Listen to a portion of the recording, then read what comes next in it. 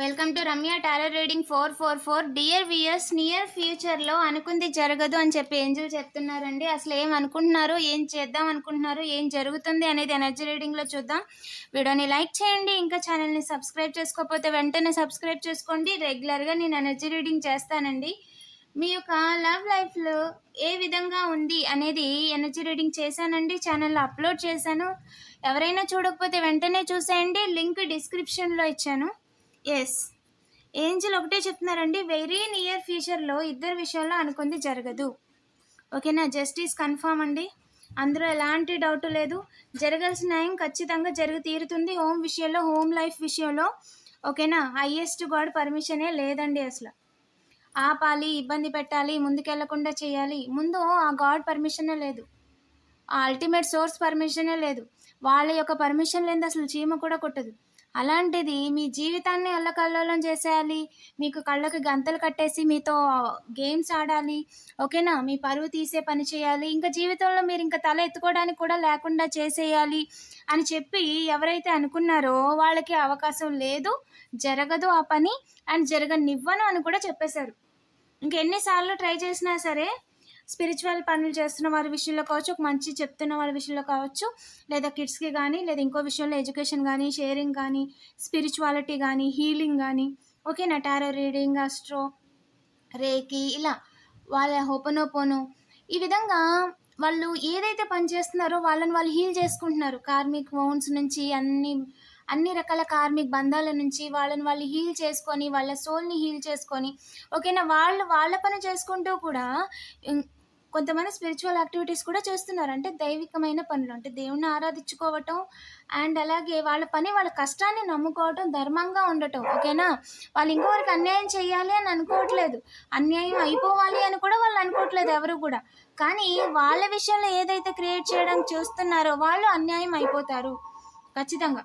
చేసుకొని ఎవరైతే తింటున్నారో, వాళ్ళ కాళ్ళ మీద వాళ్ళు ఎవరైతే నిలబడాలనుకుంటున్నారో, అలాంటి వాళ్ళ విషయాల్లో అన్యాయం చేయాలి అనుకున్న వారు వాళ్ళ యొక్క చైల్డిష్ నేచర్తో వాళ్ళ లైఫ్తో వాళ్ళ గేమ్స్ ఆడుకుంటున్నారండి. ఇమ్మెచ్యూర్డ్గా బిహేవ్ చేస్తున్నారు, అంటే మూర్ఖత్వంగా బిహేవ్ చేస్తున్నారు. దానివల్ల వాళ్ళకి నష్టం. ఓకేనా, వాళ్ళు ఇప్పుడు తప్పు చేస్తే శిక్ష పడద్దని తెలిసినప్పుడు అయినా సరే తప్పు చేయటం, ఒకరి విషయంలో నెగిటివ్ ఎనర్జీస్ చేస్తే దొరికిపోతారు, లేదా రివర్స్ అయిపోతే వాళ్ళ పని అయిపోతుందని తెలిసిన ఆ పనులు చేయటం. ఇక్కడ మీరు ఇన్నోసెంట్, మీరు ఏదైతే పని చేస్తున్నారో దానికో రీజన్ ఉంది. ఓకేనా, మీరు అమాయకులని తెలుసు, మీరు ఏ తప్పు చేయలేదు అని తెలుసు, మీరు కష్టపడి నిలబడ్డారు, అందరి విషయంలోని చాలా కష్టపడ్డారు, చాలా కష్టపడి చదువుకున్నారు, లేదా కష్టపడి పని చేసుకుంటున్నారు, కష్టపడి నిలబడడానికి దారులు చూస్తున్నారు. సో ఇవన్నీ తెలిసినప్పటికీ కూడా వాళ్ళు మీ విషయంలో మీ మీద బురదేసే ప్రయత్నం చేయడం అనేది, స్పృహలో ఉండి వాళ్ళ జీవితాలతో వాళ్ళే చెలగాటం ఆడుకుంటున్నారు, నిప్పులతో చెలగాటం ఆడుతున్నారు. ఓకేనా, మీరు హీల్ అయిపోయారని చెప్పి కొంతమంది F8 ఈజ్ ఎ సిగ్నిఫికెంట్ అండి. ఎస్, ఫాదర్ ఫిగర్ అండి. 8 ఇన్ఫినిటీ ఈజ్ ఎ సిగ్నిఫికెంట్. వీరి వెనక ఒక 7 హస్తం ఉంది. ఈ ఫాదర్ ఫిగర్ వెనక 7 హస్తం ఉంది.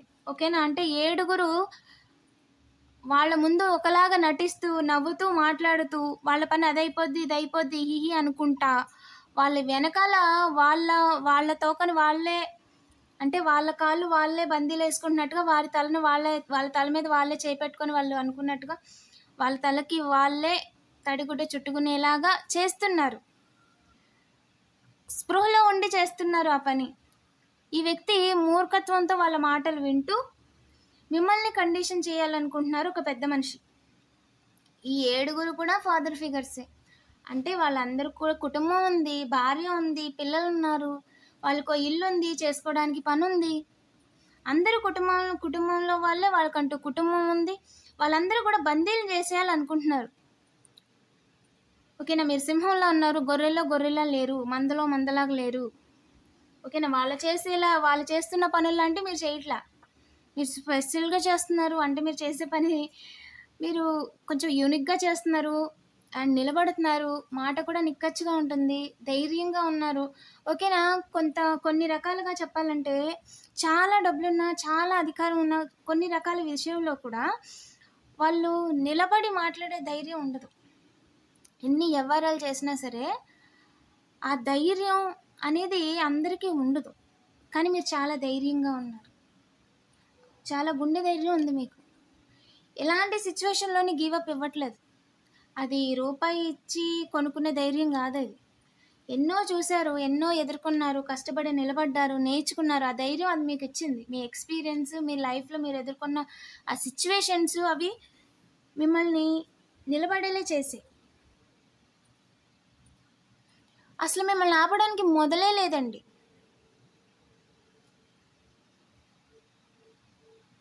సాడ్ చేయలేరు ఖచ్చితంగా.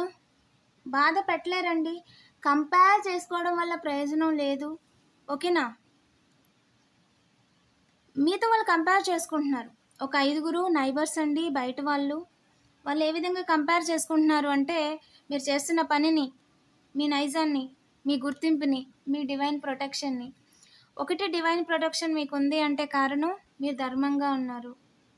ఓకేనా?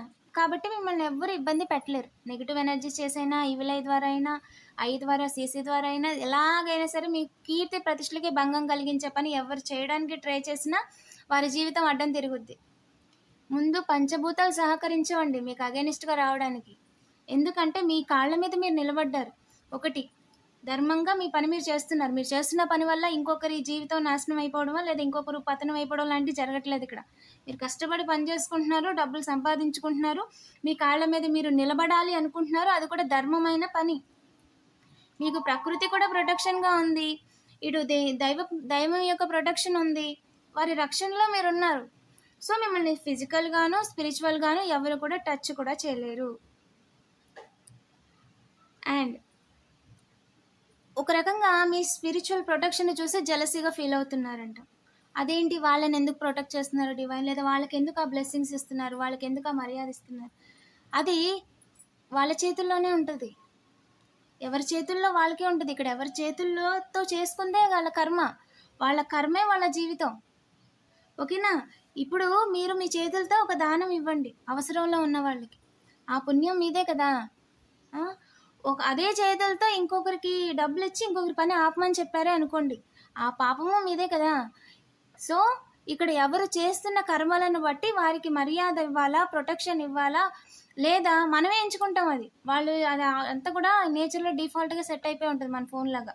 మనం కొన్ని సెట్టింగ్స్ చేసుకొని మన ఫోన్ మనకు నచ్చినట్టుగా మనం ఎలా పెట్టుకుంటామో, మనం వాడే ఫోనునే మనం అంత కేర్ చేసి ప్రొఫైల్ పిక్చర్ దగ్గర నుంచి, మన అపియరెన్స్ దగ్గర నుంచి ఓకేనా? అంటే ప్రొఫైల్ పిక్చర్ అంటే మన అపియరెన్స్. మన యొక్క చూడ్డానికి మనం ఎలా ఉంటాం? ఎలా రెడీ అవుతాం? అదొక అపియరెన్స్ మన ఫోన్ యొక్క ప్రొఫైల్ పిక్చర్ లాగా. దానినే మనం అంత జాగ్రత్తగా ఇది పనికొచ్చేది, ఇది పనికిరానిది, ఇది ఒకవేళ అది స్పామ్ మెసేజో ఇంకోటో అయ్యుంటే మనం దాన్ని సింపుల్‌గా బ్లాక్ చేసేసి పని చేసుకుంటాం. జీవితం కూడా అంతే. ఓకేనా? అందరికీ డిఫాల్ట్ జీవితాలే. ఇక్కడ ఎవరికీ స్పెషల్‌గా ఏమీ ఇవ్వలేదు. ఇక్కడ అందరూ సమానమే. అందరికీ అన్ని రకాల ఫీచర్స్ ఉంటాయి.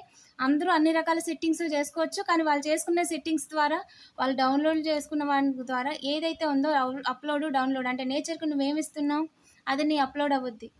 నువ్వు రిటర్న్ ఏం తీసుకుంటున్నావు? పుణ్యం, ఫలితం, బ్లెస్సింగ్స్ అది నీ డౌన్‌లోడ్ అవుద్ది. ఈ విధంగా మనం మన లైఫ్‌ని ఏదైతే మలుచుకుంటామో అదే మన రియాలిటీ. మనం ఇక్కడ ఎవరిని బ్లేమ్ చేయాల్సిన అవసరం లేదు. మోసం చేయడానికి చూస్తున్నారు, తప్పు చేస్తున్నారంటే వాళ్ళ నేచర్‌కి ఏమిస్తున్నారు? అదే వాళ్ళకి రిటర్న్ ఎళ్ళిపోద్ది. మనకంటే చాలా స్ట్రాంగ్‌గా ఇంట్రెస్ట్‌తో సహా వెళ్ళిపోద్ది వాళ్ళకి. ఓకే. ఇదంతా కూడా ఆటోమేటిక్ అండి. మీరు మీ లైఫ్‌ని, మీ టైంని మీరు మీకోసం వెచ్చించండి. ఇంకా పరుల కోసమో, దానికోసమో, దీనికోసమో వద్దింక. మీకోసం వెచ్చించండి. ఓకేనా? వీడియోని లైక్ చేసి పాజిటివ్ ఎనర్జీని క్లెయిమ్ చేసుకోండి. అండ్ అలాగే 2727 కామెంట్ చేయడం మర్చిపోవద్దు. Thank you for watching.